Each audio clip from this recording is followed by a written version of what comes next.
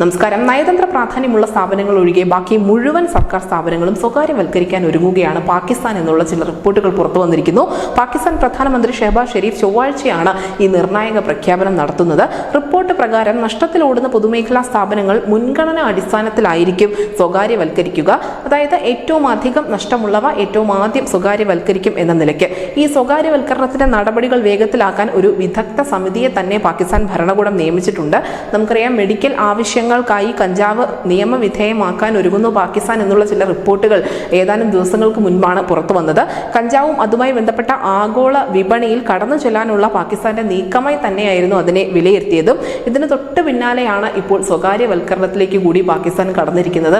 നിലനിൽപ്പ് തന്നെയാണ് പാകിസ്ഥാന്റെ മുന്നിലുള്ള ഏറ്റവും പ്രധാനപ്പെട്ട പ്രശ്നം. അതുകൊണ്ട് തന്നെയാണ് ഈ നയതന്ത്ര സ്ഥാപനങ്ങൾ ഒഴികെ ബാക്കിയെല്ലാം സ്വകാര്യവൽക്കരിക്കാനുള്ള ഒരു വലിയ തീരുമാനത്തിലേക്ക് പാകിസ്ഥാൻ എത്തിയിരിക്കുന്നതും. ന്യൂസ് ഡെസ്ക് ന്യൂസിന്റെ മലയാളം.